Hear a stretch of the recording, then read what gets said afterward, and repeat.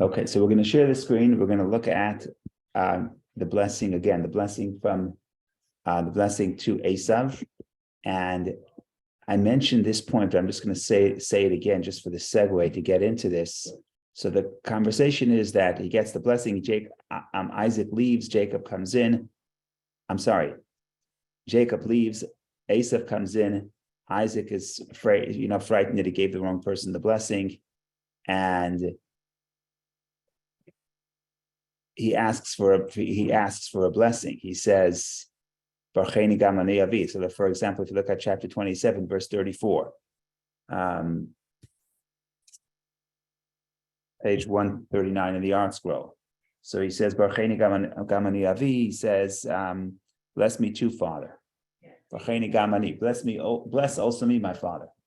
And then the father says, "But he said, your brother came with cleverness and took your blessing."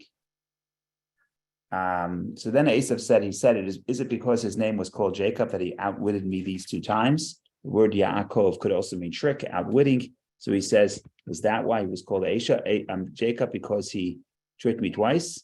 He took my birthright, and behold, now he has taken my blessing. And he said, have you not reserved the blessing for me? And Isaac says, I really can't. Isaac answered and said, Esau, behold, I made him a master over you, and I gave him all his brothers as servants, and I have sustained him with corn and wine. So for you then, what shall I do, my son? In other words, Isaac says, I can't do it. I've not, I gave it all away. 38. And Esau said to his father, have you but one blessing, my father? Bless me too, my father. And Esau raised his voice and wept. And then when he saw his son crying, he responded, he gave a blessing. And that's verse 39. And he said, so let's look at 39. And his father Isaac answered him and said, behold, your dwelling place shall be the fat places of the earth and of the dew of heaven from above. And you shall live by your sword, and you shall serve your brother. And it will be, when you grieve, that you will break his yoke off your neck. So verse 40 is actually very cryptic. There's different ways of reading verse 40. So we'll get to that in a minute. But I just want to repeat something I said before the last few weeks, and then we'll look at 39. So the question is, what changed? In other words, initially, Isaac insists he gave it all away.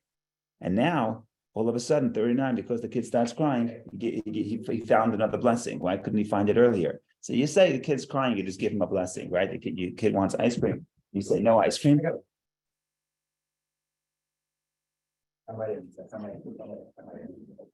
Wonderful. So we are, thank you. So you could say that the father said, I have no blessing for you, but then when he cried, he decided to give him a blessing. So that's one interpretation, but so there's something deeper, and I mentioned it a few weeks ago, and that is like this. Initially, Isaac sees the blessing to Jacob and the blessing to Esau. But Esau and Jacob should be partners. And Jacob will focus on the spiritual side of life, studying Torah, etc. And Esau will be successful in the physical world and with the grain and the bounty, etc. And then he will support his brother. And that's the partnership. And that was the goal. Turns out that Jacob steals Esau's blessings. In other words, now Jacob has to be successful in both realms. He has to be, I'm just supposed to do it for a second.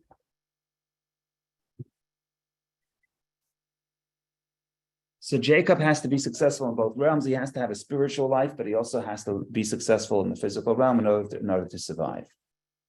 Now that Jacob got the blessing. So now Esau shows up and he says, I want a blessing too. So what Isaac tells him initially, he says, look, there's no role for you to play in the preservation, in the legacy of the Jewish people, because Jacob has the spiritual side. You were supposed to be the one to support that spiritual legacy, but now there's no need because he already was blessed. Jacob was already blessed with the grain and with material success as well. So there's no room for you in the legacy, in the blessing that will support the Jewish people. And of course, Esau is very upset and he's crying. And then you look at verse 39. In verse 39, finally Christ says, I'll give you a blessing. But he just said he doesn't have a blessing for him. So the answer is that no, in 39 it gives him a blessing, but it's a different blessing. It's independent of the spiritual blessing. It's not that he's getting a blessing that he's supporting his brother. Now he has his own blessing. So it's a totally separate question. It's a total separate blessing. And that's why now he can give what he didn't give, what he couldn't give earlier, because earlier was blessing Esau as support for Jacob. But now that's not going to happen. So we'll bless Esau on his own terms. So why am I saying that? Because now you want to look at verse 39 and compare that to the blessing earlier where Isaac blessed his son, who he thought was Esau. So if you turn back, it's a similar blessing. If you turn back to page 139, you will see the verse 28. And here, keep one finger on verse 28 on page 139, another finger on page 141, where he's blessing Esau, right? So basically, just to catch up, Isaac, the father, wants to bless his older son. The younger son, Jacob, steals the blessings. He disguises himself as his older brother, tricks his father, gets the blessing, runs out. He's our ancestor, so we have to defend him, I guess, to some degree. Then Esau comes in, and Esau says, can I have the blessing? And his father says, I already gave it away. He says, you only have one blessing? He says, what can I do? I gave it away. So finally, he cries, he gives him a different blessing. So that's what we're trying to figure out. What happened? What changed? So what changed is that the first time around, it was supposed to be a partnership. Jacob is going to be the sort of the spiritual son dedicated to spirituality. Esau, the older brother, who's more in the field, will be the one who'll be successful in the material world and support his brother. But for whatever reason, we discussed that in the past weeks, it's not that doesn't work. Jacob himself also steals the blessings for the materialism. He's going to do both. So he tells his older brother, so Esau wants a blessing. He says, I don't have a blessing for you. You don't have a role in the supporting of a spiritual mission.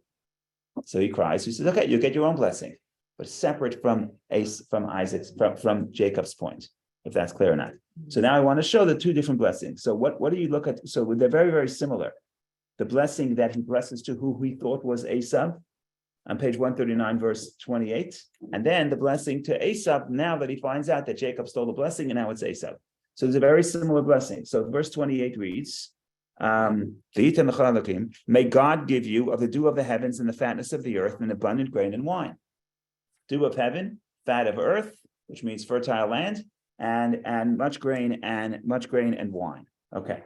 Now let's look at what he's giving Esau in reality when he finds out that it's Esau. What does he say? He says, 39. So Isaac and his father answered and said to, behold, of the fatness of the earth shall be your dwelling, and of the dew of heavens from above. So he doesn't say much grain, but he does say fatness of the earth and the dew of heaven. What did he drop? First of all, what are the changes? One change is that he switches the order. Right? The first time it says, Tal Hashemayim, dew first and then fat of the earth. Here, what does it say? The fatness of the earth shall be your dwelling, and of the dew of the heavens from above. So he switches the order. But the most important thing is the omission. What was omitted? May God bless you. May the Lord give you. Right? If you look at 28, it says, and may God give you of the dew of the heavens and the fatness of the earth. Here, it just says, the fatness of the earth shall be your dwelling, and of the dew of the heavens from above. So he drops the Vita Necha Elohim, he drops may God give you. So that's very strange. Why doesn't Isaac the father know that all blessing comes from Hashem? It's a very strange thing.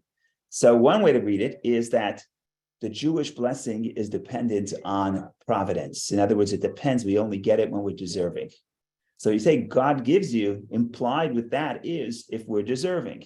And that's why the Jewish people, when we were blessed, sometime we were in Israel, we were blessed, but then when we sin, we're sent into exile because the blessing comes directly from God. It is clear that it is by the providence of Hashem, and therefore it's only when we're deserving.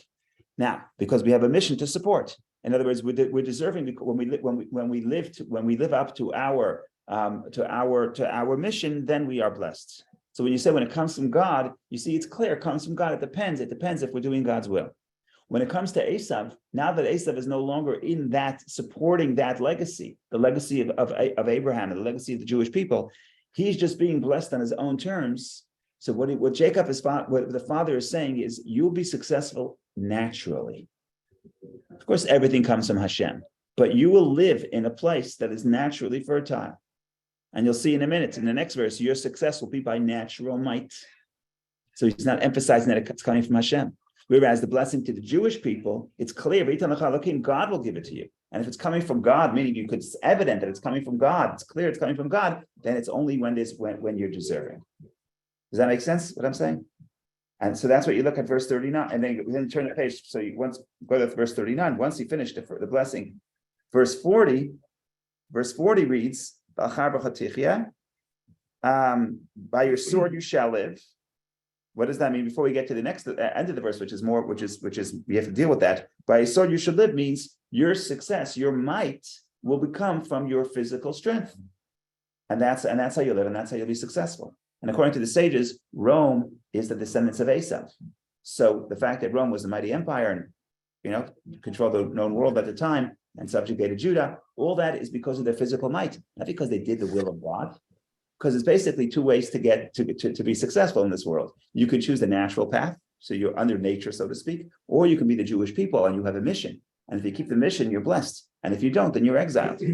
And that's the difference between the blessing in the last verse, where he thought he's blessing Esau, but he was blessing Esau sort of as part of support. You're going to support your brother who's dedicated to spirituality. So then we say, God will bless you, meaning if you do your job, God will bless you. The implication is if you don't, you won't.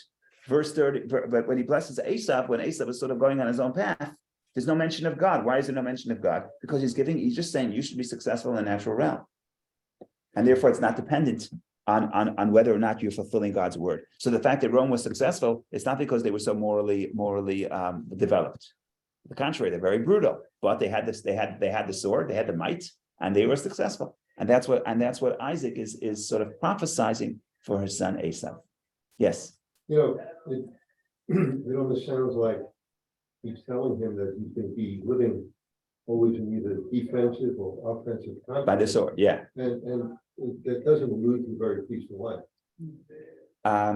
It doesn't allude to peaceful life, but if from the way the sages read it, you're the might. Your Esau represents Rome, which becomes a mighty empire. So it's might. So you're a superpower. So if you're a superpower, yeah, people respect you, not because of your great ideas, even you may or may not have great ideas. People respect your might. And that's that's what Esau was. So yes, it's not necessarily peaceful, but Rome didn't become Rome because they were so peaceful. Right? They were brutal, but they were strong.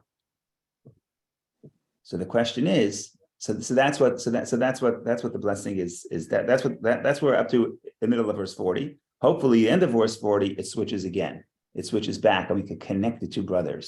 So we'll try to do that at the end of verse 40, because just to say that Esau is off the map is problematic. In other words, no connection to the spiritual legacy of his parents, of Abraham. So we're going to try to stitch them all together so far at the end of verse 40. Go ahead, Vicky. Thank you, Rabbi. I actually had a question about that earlier. Why did Isaac decided that there is not going to be partnership at some point? It just because there's not going to be peace between them after stealing the blessings? So let's go back for a second. Why did Rebecca tell her son to steal the blessings?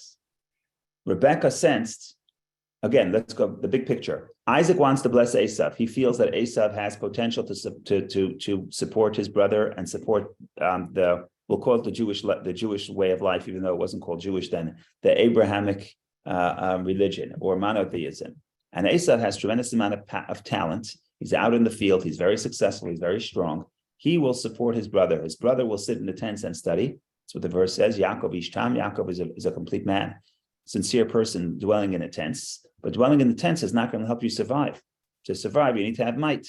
So the two brothers, the older brother will protect the younger brother. That's a wonderful plan from Isaac. From Isaac's plan, it's a wonderful plan. But Rebecca gets involved. Rebecca says it's not going to work. And Rebecca sends the younger brother to steal the blessings. How come? Why does she do that? So if you want to defend Rebecca, it's because she senses that Esau's blessing, Esau will not use the blessing to support his brother, to help his brother. He's not interested in a legacy. He's not interested in Abraham. He's not interested in spirituality. So just to bless him now is not going to advance the spiritual legacy of this family. And therefore, Jacob has to be blessed with material possessions, material blessing as well. Otherwise, he will not survive. So that's the mother's diagnosis. Now, when does the father transform? When does Isaac himself realize that? So you would use different ways to say it. One way to say it is that the transformation, it's a shocking transformation, but the transformation would happen in verse 39. So verse 39 is a verse that is, we discussed this, it's very abrupt. The change in 39, not 39, what did I say? It's not 39, it is 33. So let's share the screen for a second. Verse 33, page 139 in the art scroll. If you look at verse 33, there's a very abrupt transition here. Isaac shuddered a great shudder. Maybe there's something more. Isaac trembled in a very great perplexity. Okay, I don't know which one is better. I would take words from both of these translations and mix them up together. He's frightened. Yitzchak was frightened with a terrifying, very great, very much. In other words, as many expressions you can find. So he's frightened, and he said, "Well, who then is the one who hunted game and brought it to me, and I ate everything while you had not yet come, and I blessed him?" He's shocked, he's trembling, and yet we discussed this in the past. Immediately he says, "He too shall be blessed," which is the most surprising end of the verse. He's saying, "Who could have done this? Who came in? Who stole your blessings? Who could it have been? Let him be blessed." Why do you say let him be blessed? It's just a very strange way to, I would expect him to say, let him be cursed. Why let him be blessed? So one way to read it is, Isaac is surprised that someone else could even know about this. Who could know about this? He spoke to his son Esau. He said, "I want to bless you." Who has the time to to hear about this information, to go hunting and come back before Esau, to get the blessing? I shouldn't notice who it is. The father shouldn't notice who it is. It's strange that this conspiracy was able to succeed. And it did succeed. So the sages say, then Isaac realized, at least some commentators say, then Isaac realizes it's by Hashem's will. The fact that it succeeded, that the conspiracy succeeded means it was meant to be. And he says, let it be that way. And he's a smart man. And he realizes that it must have been his wife because he didn't tell it to anybody else. And like we said, he realized that Rebecca is Rebecca's. He at this point somehow he accepts Rebecca's perspective that my judgment was wrong, and Esau does not want to be part of this. So then Esau says, "But so give me a blessing that I can be part of it." But he says, "Your brother's not going to need you. He's not dependent on you. He has got the blessing himself."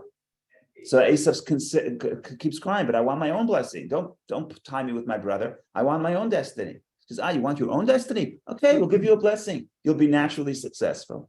You're going to create the greatest empire of all times, the Roman Empire. And maybe we're the descendants of that, spiritual descendants of that. In other words, the West. And it'll be wonderful." Now, it's not wonderful yet because we need the peace. So we have to figure out the end of verse 40. Maybe we could stitch the two brothers together. But at the time, I just want to finish this. At the time that the sages are writing the commentaries, the Medrash, the great rivalry is Rome versus Jerusalem. In other words, Rome destroyed the Jewish people. They represent the people that they were brutal, not just destroying Jerusalem, but also outlawing Judaism in many cases. And they were very brutal, and there was no partnership at the time. So what was the Roman? Roman was their might. So the rabbis are reading it this way and saying, so Esau is being blessed, but he's separate and apart from the Jewish legacy and the Jewish story. But that's not the full story, because the full story is that ultimately Esau has to come back.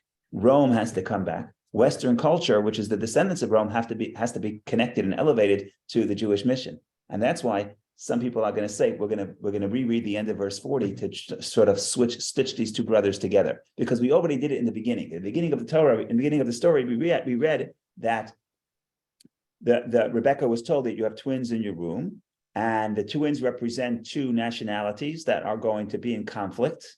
When one rises, the other one falls. But eventually, Rav Yavai Tzair, the greater one, will serve the younger one. Now, it's not just a question of who is dominant, it's a question of that they're working together, that the might of Esau, the might of Rome, the might of Western civilization is going to serve Jacob, means will be put to use for the values of Jacob. So the values of Jacob ultimately will take over and penetrate and influence the success of the West, of Esau's, or the West, of Rome, the West, science and technology. So in other words, if you have just technology, just science, just might, that itself is not, that has no value. But if it's going to serve a greater good, the values of Judaism, either through Christianity or directly through Judaism, the bottom line is, in that case, what's happening is then the younger one, the older one serves the younger one, but the key is it's a partnership, it's not a conflict. But at this point, but at some point for most of Jewish history, the sages saw this as a conflict. You have the might of Rome, and then you have the spirit of Jacob, and Rome is mighty and Rome is brutal, and that's al-char b'chatichya, you should live by your sword. So now what I want to do is I want to get to the fact, how are you going to read verse 40, and how are you going to get verse 40? There's two ways to read verse 40. One way to read verse 40 is Esau's going up on. Go ahead. Yeah, it actually answers my question, but only partially, because my question was, why did he think that there's not going to be a partnership at that point in time? So he was shaken because of that, because he knew there's not going to be peace, at least for a while, between brothers, or because he didn't need the physical blessing. I think it's the first. I don't know. I think he was shaken because his plan didn't work. Right? He was surprised. He's shocked. Plan didn't work. Now the question is, when your plan doesn't work, then you rethink and say, so what really happened? So Jacob's, like I said, sometimes you have all the pieces of the puzzle. It doesn't take a long time to realize what's happening because you already have all the pieces. You just had the wrong perspective. Mm-hmm. So who could have done this? Who could have done it? You know, you have your kids and you thought it was one kid and it turns out it was different kids. You don't need a lot of information. As soon as you know, oh, this kid who I thought made the trouble is not here, is with his friend. So I right away understand that all the facts that I had in my head is really the other kid, right? Didn't take him a long time to figure out when he says, who stole the blessing? Who stole it? It was your brother, it was your son Jacob, obviously, right? But now, he didn't do it on his own. He doesn't do anything. It must be his mother, right? He can't do it on his own. He's not capable of doing this on his own. He doesn't know how to hunt. He doesn't know how to cook. Imagine Jacob can't make a fried egg. He didn't make this meal. Right? Who made it? It was his mother made it, obviously. Right? So it doesn't take a long time to realize, when you realize that when you have some information, you got some information wrong, then everything you know already is reprocessed and you come to a completely different conclusion. So what exactly the conclusion was, it depends which sage you want, which commentary you want to follow. But it's clear his plan doesn't work out. It's clear that he seems to be saying, I can't give you any blessing. A minute later, he's giving him a blessing. So I like this commentary from the Malbim, who says, initially, he says, I can't give you a blessing because your blessing used to be that you're going to support your brother, but if your brother doesn't need support because he got the blessing himself, he doesn't need you. He's got his own cash. He doesn't need you. So where do you fit into the picture? So he insists, I want my own blessings. You want your own blessing? I'll give you your own blessing. Your own blessing doesn't say Hashem's name, not because it doesn't come from God, because it's not dependent on your relationship with God. You're going to be successful naturally. In other words, through the realm of nature, not because of your morality. With the Jewish people, it's a different story. We have sort of direct providence from Hashem. When we sin, we're exiled. When the Romans sin, they're not exiled, because they have a different account. It's a different model of a relationship with Hashem. So he drops the word Hashem. He also puts fat of the earth before heaven, because heaven means, when you say heaven, means you're looking upward. Isaiah, for example, says, lift up your eyes heavenward. You lift up your eyes heavenward, you realize that there's something above you. So the emphasis with Esau, when he thought Esau is here to support his brother Jacob, the first thing he says, the dew of heaven. First dimension is heaven, then earth. But that's someone who's oriented heavenward. But it also earthward. Go ahead. But it also reflects on the continuation of the blessing. It doesn't say that people will serve you. On the contrary, it says you will serve the brother. So that's make me. No, where are you reading that? So let's read 40. You're getting me into 40. I need to deal with 40 for a second. There's basically two ways. It's 29 actually. I was reading 29. People will serve you. Oh no, that's good. No, that's fine. That's fine. People will serve you means you. But it doesn't. It doesn't repeat that. So people will serve you was intended for Esau, I guess. And then because Esau was supposed to be the older brother who's mighty, who's protecting Jacob. So yes, we want all the people of the world to serve him. We want him to be mighty. Now it doesn't say, it's very interesting because Steve mentioned that when you say, when he blessed Jacob in verse 40, when he blesses Esau in verse 40, he says, you'll live by your sword. And Steve pointed out that that doesn't seem peaceful. It seems like an existence that's you're always dependent, either fighting or defending yourself. And that's right. Because in the earlier blessing, when he blesses that nations will serve you, it doesn't mention sword. Because nations could serve you because they respect you. Nations could serve you because they value your contribution and they respect you. And that's what seems to be the blessing on previously when he blesses Esau, but it's really Jacob. No one ever served us, no one ever respected us because of our might. That's maybe one generation in Jewish history in King David's times, maybe we had a little bit of might. But for the most part, we were never in a mighty empire. Nobody served us or respected us because of our sword. So I think that when he talks, when he says Yabdu Cha'amim, when the nations serve you in verse 29, that's not by the force of by the might of the sword. That's by the force of our ideas. People's respecting us. So then, right. But here with Esau, Esau is living by the sword, and the people respect. Yes, of course, you respect the sword. Right, but it also kind of supports the idea that he was shaken because he understood there's not going to be peace anymore. That could be. Yeah, right. Yeah, that could. Is there any commentary on that? I haven't seen explicitly, but I think that's what the implication is. If you're giving him his own blessing, he's out of the picture. If he's out of the picture, then what will be of him? So he becomes this gangster in a way. He's not somebody that's using his talents. We know Isaac wanted his son to use his talents for a higher purpose, to support his brother, to support the values of his brother. But now you're on your own. So you're living by the sword. You're going back to the laws of the jungle. In other words, there's no morality. You're not part of the story, and that's frightening. All right.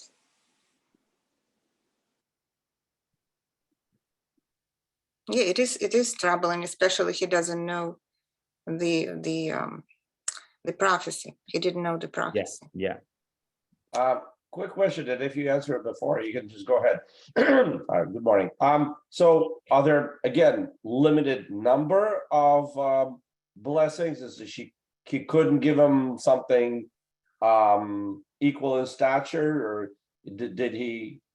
I mean, I guess he didn't command the blessings, maybe, but like, why couldn't he give him blessing of equal importance? So the simple interpretation that Rashi says, and that's what we learned in Hebrew school or in grade school, was, and Rashi says, I already said his brothers have to serve him. So in other words, Esau already has to serve Jacob. So what am I going to do? Give you blessing, but you already served to Jacob, so everything you have is subjugated to Jacob. In other words, there can't be two people on top. That's what Rashi says. But that's a fine interpretation. But I think a deeper, more spiritual interpretation is what I mentioned from the Malbim, which means initially Jacob is not here to give blessings. He's not here to give out just candies and the gifts in the gift shop. He's not just giving out handouts. He's saying, I'm going to bless you that you part of the mission of the Jewish people. Jacob will study in the tents, and you will pay the bills. But we have two problems. First of all, he's got his own bill. He got paid himself. He already has the blessing for materialism, so he doesn't need you. But I think he also understood that basically it's saying that Rebecca is hinting to him that Esau doesn't want that role. He doesn't want to support his brother. He doesn't want the blessing to support his brother. So he says, if you don't want to support your brother, so what am I going to do? You're not part of the package. You're not part of the legacy. What do you want from me? So Esau says, give me my own blessing. I don't want to be part of my brother. I don't want to be a fifth wheel. I don't want to support him. I want my own. He says, you want your own? I'll give you your own. And the reason why I like this blessing is because otherwise, the misinterpretation, what changed within Jacob? A minute ago, he says, within Isaac, a minute ago, he says, I have no more blessing for you. And then all of a sudden, 39:40, he gives him blessings. So I think to say that it's a different type of blessing, that makes sense to me. Okay, thank you. Go ahead, Lisa. Sorry, maybe I missed this part, or maybe it's what we're getting to. Wasn't he angry at being tricked? Like, there seems to be like. It's very strange. It is very, very strange. Like, you tricked me big time. You tricked, and that the fate of those. And now the rest of history I can't change. But let's just I can't solve that problem. That's the big problem. That indicates that he understood what's happening. He understood it happening, because otherwise it's a very strange problem. He doesn't get upset. He says, "Gam Baruch Yeh, let him be blessed." Later on is even worse. His wife tells him, his wife is afraid that Esau will kill Jacob. So she tells her husband, oh, I don't want my son Jacob to marry the local girl, send him to my family. You bless him before you do so. And he gives him this unbelievable blessing, maybe even surpasses the first blessing. God should give you the blessing of Abraham. It's like, what is going on here? You would expect him to be upset at a He minimum. must have known that this So- is the way it had to be. So either he known that he accepts that this is God's will, Right. or he understands what Rebecca was telling him all along. She just didn't want to tell it to him explicitly because she doesn't want to tell him that your son, who you think your older son, who you think is so great, is really just a trouble. You know, he's not maturely, he's not spiritually developed to the point that he can live up to what you want him to think. At some point, he has a very quick transformation, but it's super quick. It's very fast. And that's what's surprising in the story. It's a very abrupt shift. But that tells me, so that's a very important ingredient in the story. And again, there are people, how much Isaac was tricked. There's a spectrum of how you read the story, the different commentaries. How much was he really tricked? Right. And if you want to say he wasn't really that tricked all along, he sensed this all along. He sort of felt this support. To support that, people would say, look, he wasn't really upset afterward. So I don't know the answer. We've been doing this for 5 weeks. We sort of, I don't want to say this negatively, it's like a quicksand story. In other words, it just pulls you back in. We can't continue. It pulls you back in because it's just a fascinating story. And like you say, the repercussions are for all of history, at least till the Messianic era, when we're gonna meet up again in peace. And he's just like totally chilled. He's frightened initially. We've got 3 words. He's frightened terribly. He's frightened, and it says the word fright twice, and he says very much, ad ma'od, exceedingly so. The beginning of verse 33, he's like frightened, right? And then all of a sudden, Gam Baruch Yeh, may he be blessed. The transformation is quick. Okay, look, we're not going to solve that. That's part of the beauty of the story, that we don't know everything. You know, you tell the story in prose. If you can't, when you spell everything out, it loses the mystery. Part of the mystery is that we don't know exactly what he thought and when he thought it. So I think that's part of what keeps us here on Sunday morning at 10:07. Is there a parallel between his fear and Cain's fear when God tells him he's being sent out? So there, I don't know if it says Vayecheran. There, I don't know if it says that thing. I think the stories are clear. The similarities between the stories are clear, where they're fighting in the first story, Cain and Hevel, they're fighting over who's going to sacrifice to God, and it ends in murder. And Rebecca is also afraid that it's going to end up in murder. She basically says, why should I? She tells Jacob, I better check out of town, because why will I lose both of you? Why will both of you die in the same day? So what's both of you die? So some commentaries say, if Esau kills Jacob, then she lost both of her sons, because Jacob is dead and Esau is a murderer, right? So the point is, the parallels are striking. I don't know if that it's there. It says frightened, but I think the parallels are clear. They're fighting really. There's a conflict between 2 brothers about who does God turning to. Again, Well, I was also thinking about that he's scared about going out and not being protected, and then God says you won't kill. Yeah, but it doesn't say. He said, yeah, he complains. There he complains. It's much more It's much more of a negotiation over there, Okay. right? And we discussed this in the past, that how much should Cain repent depending on your perspective, but it's more like a negotiation. He says, oh, you expelled me, now everyone will kill me. So God says, don't worry, we'll give you protection, they won't kill you. It's more like a negotiation. Frightened means that frightened is that everything you thought just collapsed, right? It's not so much that you got caught in trouble, and now you're negotiating with the judge for what the penalty should be, right? This is frightened, meaning at some point he had a perspective and the perspective was shattered. Now he develops the new perspective very, very quickly, but that's where fright comes from, and it's you're surprised, you're caught off guard. In that story, I don't think Cain was caught off guard at all. He was he killed his brother, everything was fine. In other words, he tries to trick God. He's not frightened. God says, where's your brother? He says, am I my brother's keeper, etc. Thank you. Rabbi, I Yes. have just almost like a logistical question. What about his contemporaries? Wouldn't the firstborn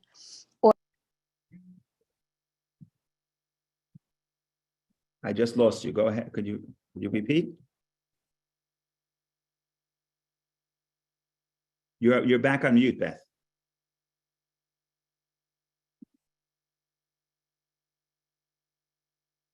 Okay, Oh, sorry there about that. So what about his contemporaries? Wouldn't the firstborn naturally get a blessing, and that this blessing was almost a little bit of like a perk, like an extra blessing? So that's what always confuses me. Wouldn't he So just that's a want? good question. What is the blessing? The firstborn gets a double portion. We mentioned in the past that he gets double responsibility. That's why he gets a double portion. Why does he have to bless his son to begin with? Wasn't that the natural order? So I think that you're right. There was the natural custom at the time.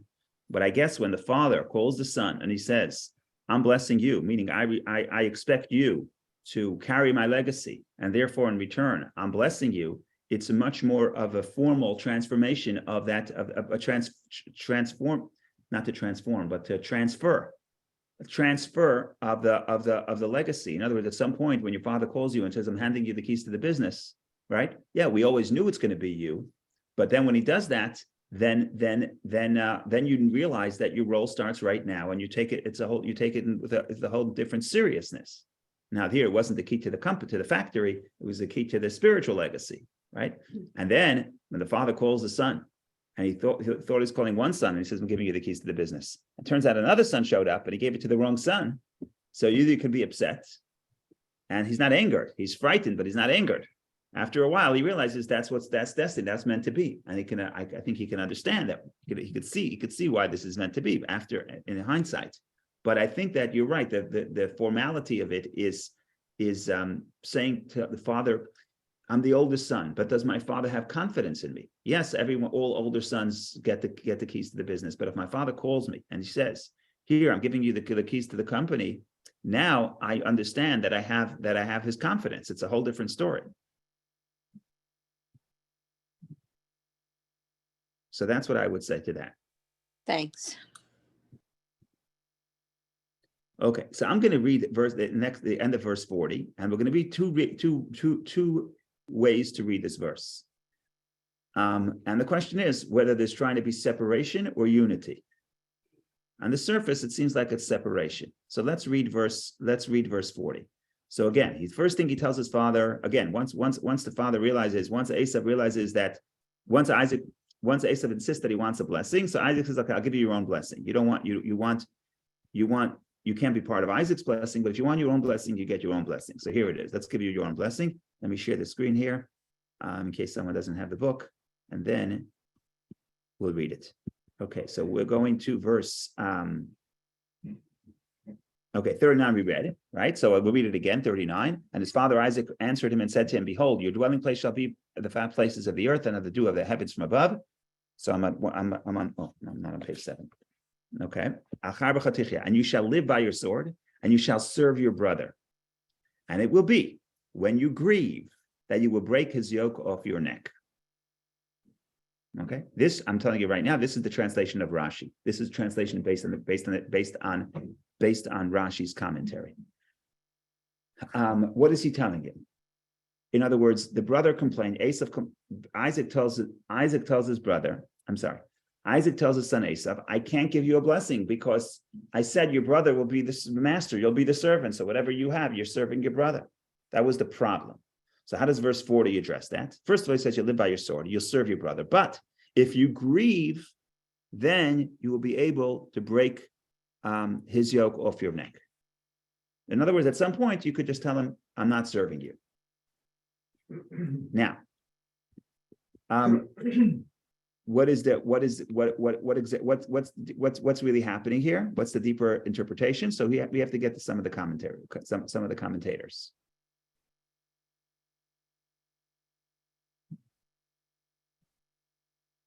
So let's start with the basics.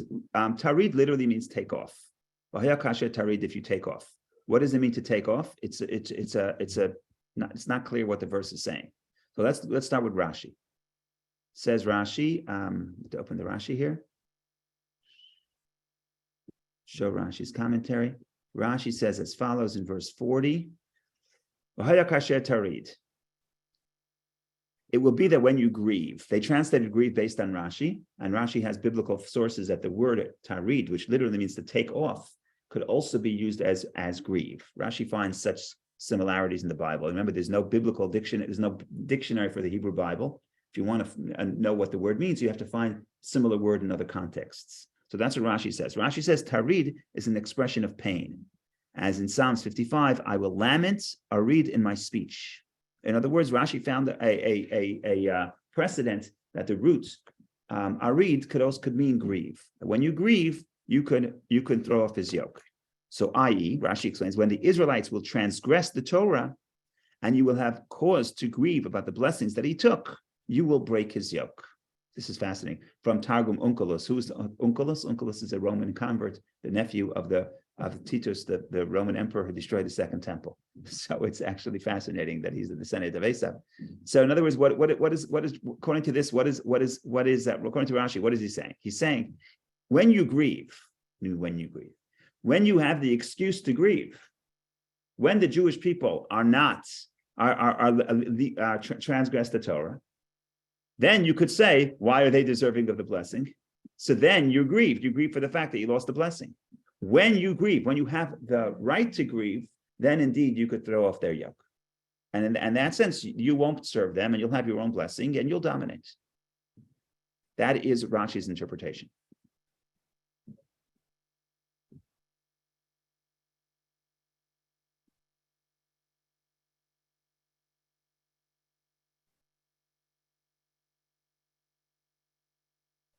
So other commentaries say like this, and this is a commentary I like, and then we'll get to the commentary that unites the two, that brings the brothers together. Tarid could mean when you separate, not when you grieve. It could be we grieve, that's Rashi's interpretation. It could also be when you separate. There is an expression all over the Mishnah, taking bread out of the oven, which today is not so difficult, because what you do is you just pull out the tray. You put, first of all, you break the bread in the pan and you put the pan in the oven. Those days they didn't do that. Even today, you go to the Middle East. How do you bake bread in the Middle East? You take a piece of dough and you put it on the oven wall. That's how they do it. And then how do you take it out? Oh, you need a special, whatever they call it, a special pan, or not a pan, a special spatula to sort of get it off, separate it. And it's not so simple because it's sticky and it gets stuck to the wall. So that's Rediat Tapat, taking the bread out of the oven. It's a whole big thing. I do it on Shabbat, not. So some people say that's the word tarit. Tarit is to separate. When you separate from your brother, then you will be able to throw off his yoke. What is he really saying? If you want to live in the region of Jacob, you're going to have to serve him. But if you go and you find yourself your own place and you make your own path for yourself, then you're not going to have to serve your brother. Why do I like this interpretation? Because this is exactly what happens. Esau, we know what happens right now in the story. What's going to happen in the story? And the story is that Jacob is afraid that his brother is going to kill him. So he runs off to Haran. He runs away to his uncle. He's there for 20 years. When he comes back 20 years later, his brother does not live in Israel anymore. Even though his father is still living in Israel, his brother does not live in Israel. His brother comes explicitly in the verse. Esau comes from Edom. Edom is a country southeast of Israel, modern day Jordan. So Esau picked himself up and moved away from Israel. That's the fact. The question is why. So there are different interpretations. One interpretation is, we'll get to that in the next page, that part of the Jewish legacy, if you want the blessing of Abraham, it's also a burden, right? Like Tevye says, how can you choose somebody else? It's also a burden. What's the burden? Everybody knew what God told Abraham. What did God told Abraham? You should know that your descendants are going to be slaves in a foreign land for 400 years, and only then will they come back. So if you want to be the bearer of the legacy of Abraham, your descendants are going to be in exile, enslaved in Egypt. Everyone knew that. That was the prophecy. So Esau says, I want nothing to do. Don't give me the blessing and don't give me the curse. There's an expression in the Talmud that comes in this context. And you told the bee, don't give me your sting and don't give me your honey. Yes, there's certain advantages to the blessing of Abraham. There's honey, but there's also a sting, and the sting is the pain of the exile. So that's why, by the way, I'm spilling the beans. Isaac tells his son Jacob when he's running away, God should give you the blessing of Abraham. Some people say, why the blessing of Abraham? When he sees his son is going to exile, he says, this must be the beginning of the fulfillment of the prophecy that your descendants will be in a foreign land. So the one leaving, ironically, the one leaving into exile is the one that gets the legacy of Abraham. But that's another story. That's Isaac's perspective. What's Esau's perspective? Esau's perspective is he's out of town. I don't want to be in Israel because if I'm in Israel, my descendants don't live in peace. They're going to be enslaved, and then only 400 years come back. He's not interested in the deal. So he basically says, I'm out of here. And he goes to Edom.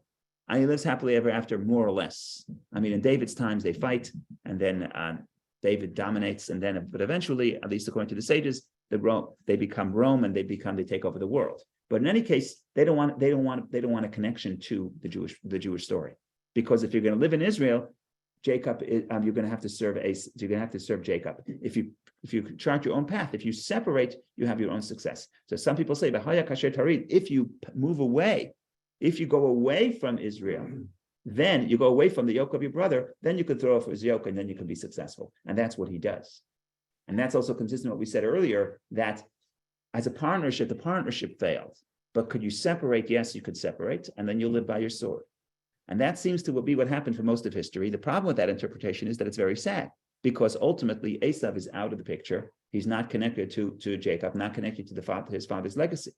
So that's why it's sad. But then you get to the more positive commentators, and I'm quoting specifically from Rabbi Shamshon Hirsch, and he has this whole thing in the beginning already in the prophecy that the older one will serve the younger one ultimately means that they're going to make peace.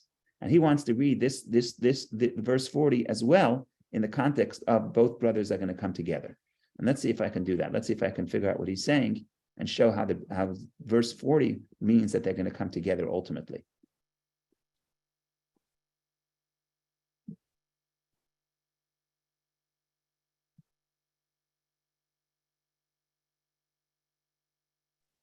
Well, it does clearly say that your brother you shall serve, whether it's a prophecy or a blessing.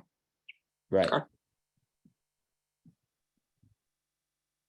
Okay, Shamshon Hirsch here does something a little creative. Okay, you ready for some creativity? We have to bring these brothers together in a verse that sounds like you're separating them. So you need some creativity. Okay, ready for the creativity. He wants to read the verse as follows. He wants to say,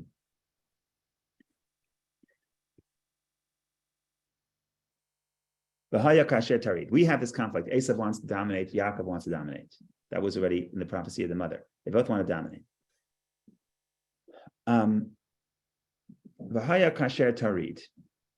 If you see your own might as a means for itself, that you want to make yourself greater, ultimately the conflict will continue, and you're not going to be able to ultimately be successful. Kasher tarid, literally, I said that the basic, most simple interpretation for tarid is when you take off. Kasher tarid. Rashi says it means when you grieve. Next commentary says it means when you separate. But the most simple, I read it, is to go down, when you go off, when you take off. It says when you take off your desire to dominate, then you will throw off his yoke. What happens when you throw off his yoke? Now you're equals. If there's a conflict, you can't be equals, right? If Jacob is here to expand, if Jacob is here, has the spiritual legacy, and Esau is here with his own physical might, they're going to conflict. He won't be able to overcome, because Jacob has the blessing. So Rome will be successful, but ultimately they won't be able to reach ultimate success because they're separated from the legacy of Abraham. Says Rabbi Shamshon Hirsch, if you remove from yourself the desire to dominate, and you want to once again partner with your brother, then you'll throw off his yoke. What does throw off his yoke mean? Now you will dominate? No, that's not what it says. Throw off his yoke could mean now you don't have to serve him. Now you're together. Now you're back to the partnership. So that's a positive way of reading it. I'm not saying it's the most simple, but that's a very positive way of reading this verse. Because again, the way we read the other commentators is that where this blessing is going is that the brothers are separating. And it's true, they did separate for most of history. But the question is, how does this fit into the ultimate blessing that both brothers come together? And again, it's not just the two brothers, it's really much more than that. It's the spirit of the world represented by Jacob and the Jewish people, whereas the physical might and the physical technology and the physical sciences represented by Esau. And what is the relationship between the two? Is the spirit and the matter, are they in conflict? And for most of history, they were, right? Might was not used to advance morality. Might was used, at least in the Roman Empire, and for hundreds of years later, might is used to dominate it for the sake of just to make the dominator greater. The question is, could physical might be used to advance a spiritual cause? Could the physical sciences be used to advance a spiritual cause? And that's the Messianic era. So, Isaiah, Avadia, the prophet says, we believe he's sages say he's a descendant of Esau, a convert descendant of Esau. Eventually, the time of Mashiach is described where people go from Mount Zion to Mount Esau. In other words, there's a reunion between the two brothers. So ultimately, even though for much of history there was a sort of a separation, and Esau does not have to dominate his brother, either because Esau grieves. In other words, the Jewish people are sinning, and therefore they're not worthy of the blessing, and therefore Esau doesn't have to serve them. Okay, that's when they come and destroy the temple. Or Esau doesn't have to serve them because he picks his own path for himself. So he's not in their sphere, he's not in their orbit. They're not competing for the same resources.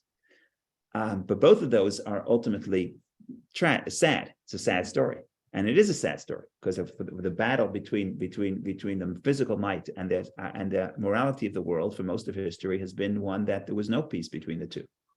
But again, you could read this verse that kasher tarid, if you take off your ambition to dominate and you understand that the physical might could be used, and the physical might means physical sciences and physical technology, could be used for a higher purpose to advance more goodness and morality, then you could throw off his yoke, and not that you will dominate, but that you're partners, you're together. So that's the positive way of bringing the brothers together. Go ahead. This is so beautiful, that interpretation, but I forgot who said it. So this interpretation was said by Rabbi Shamshon Raphael Hirsch, and I already told you that you don't really have to know who said it. You could just hear what they're saying, and you already know who it is. Who was Rabbi Shamshon Raphael Hirsch? He lived in the 19th century, and he understood that in Germany at the time, the reform movement became very powerful, and he tried to counter that, and he sort of understood that you have to bring together what he called the Torah and Derech Eretz, which is Torah and the ways of the world and the sciences of the world. And he tries to make a synthesis between modernity and the Torah. But they would call ultimately the father of what they would call today modern orthodoxy. Okay, so in his vision, you have to bring together Torah and science. In other words, Jacob and Esau. But it also kind of alludes to the Messianic era, right? Yeah, ultimately that's the Messianic vision. There's no question about that. Ultimately, from all perspectives, would say that there's going to be a union between Yaakov and Esau when Mashiach comes. Even Rashi says it. Rashi puts the Medrash that later on in the story when they meet up, and Jacob tells his brother, "I'm going to come visit you." His brother says, "Well, come with me to my house." He said, I'm coming soon." He never showed up. Rashi says, "Yeah, he's going to come when Mashiach comes. In a few thousand years, we'll meet up." Right? So the point is, everyone understands that the ultimate is to make peace between the physical and the spiritual, Yaakov and Esau, and that's going to happen. But to read it as part of this story, that in the midst of the conflict, Esau, the question is, what is Isaac telling his son? Either he's telling him separate, or he's telling him, when you separate, don't try to dominate. Don't try to superimpose your might over everything in this world. Your might is not your sword. Your might is not going to should not be the highest value. You should realize that your might is here to serve the values of your brother. And then you could throw off his yoke. because tasher tarid, you're gonna get rid of your need to dominate, and then you become partners. So if it's a race to the top, you're going to lose. You may win temporarily, but if it's a race to the top, ultimately you're going to lose. But if you get rid of the desire to dominate, then you become partnership, and then his yoke is not upon you. That kind of explains why Isaac wasn't scared for too long, but he probably had that vision. It's scary because it's 3,000 years. It's 3,000 years. And it's a long time. Big I time. want to just conclude. It's 10:30. I want to just conclude it and say, why does the Torah use a word that is so strange? Say either grieve or separate, or when you take off your desire to dominate. We're taking one word and we have three different meanings. So I would say it's because all the meanings are true. In other words, initially, it's all true. Initially, you'll separate and you'll dominate, and you'll separate and be successful. But ultimately, you'll get rid of the desire to dominate, and you will become partners. So which one is it? What does the word mean? Why is the Torah speaking in terms that are not clear? We specifically choose a word that's difficult to understand, that has multiple meanings, because the message here is complex, because it's a process. In the beginning, Esau separates. He wants to dominate. He wants to become, wants the whole world to serve his might. And then, that culminates with the Roman Empire. And then he starts getting into the business of morality. Christianity, Jewish values through Christianity. Ultimately, when Mashiach comes, unabridged connection to the monotheism of the Jewish people. Yes. Quick question. I know the Rambam and Rabbanel talk about the parallels of the sword and the success of the Roman Empire. Yes. But I don't see anybody talking about the destruction of the Roman Empire. So it's at least for most opinions, it doesn't necessarily mean that it's going to go on forever. Ultimately, we go on to going back to the original prophecy that the older one will serve the younger one. So it doesn't mean you'll always be successful, but it means this is your thing. Run with it. Now, I also think that for at least the later sages, people like Abarbanel would say that Rome doesn't stop with the Roman Empire. Rome becomes Spain. In other words, Europe sort of becomes the ears of Roman Empire. So again, when he's expelled from Spain, again, the conflict between Christianity and the Jewish people, he probably sees it as Yaakov and Esau. And Esau still has the might, but Yaakov has the spirit. And hopefully they can make peace. Eventually. Takes time, but eventually we're going to get the peace. So I think that's again, that subtlety of the word, that a word is written clearly, specifically, it's written in a way that is unclear. And that's why all the commentaries have to weigh in, because the blessing is vague, because the blessing itself has multiple steps. Initially, there's a separation. Ultimately, hopefully, we can make a partnership. So this, ladies and gentlemen, is the story in short. If I had more time, I would say the same thing as in our own life. Because we have the Yaakov and Esau in each of our lives. Yaakov is the spiritual side, and Esau is the desire for physical success and material success. And sometimes there's a conflict, because my spiritual side wants me to make one decision, and my desire for dominance in the physical sense will get me to make another decision. And those two drives are in conflict many times. And sometimes the more physical drive becomes dominant. But ultimately, the peaceful life becomes when the Esau within me, when the drive for material success within me is not the means for an end. It's here to serve the overarching purpose in life. And if that's the case, then there'll be peace within me between my Yaakov and Esau. But if my Esau wants to dominate, if the material success wants to dominate, there will never be peace, because you always have a spiritual side that wants transcendence. And they can never be peace. The only way they could be peace is if the Esau says, I'm willing to serve a higher purpose. Then the material success is part of a wholesome existence. So everything that we're saying is true historically, but it's also true within our own lives. So that's the pitch. But if I had more time, I would elaborate upon it. If not, we'll have to come back next week. But hopefully next week we can continue. We're trying to get past the story. You never get past it because it's the story of our life, but we're trying. Okay. No, thank you. Yes. Wonderful day, everybody. Thank you. Thank you, Rob. Thank you.